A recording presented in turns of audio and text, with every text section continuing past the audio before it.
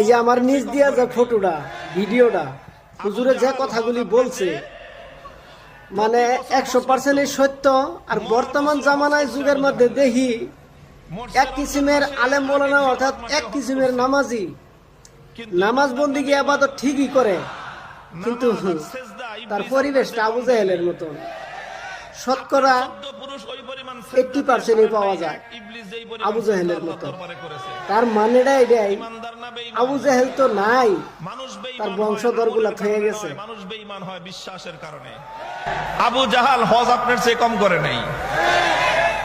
আবু জাহাল হজ আপনার চেয়ে প্রতি বছর হজ করত, মরার বছরও হজ করছে। আবু জাহাল নাই, মরছে রমজান মাসে, এর আগের জিলহজ মাসেও হজ করছে।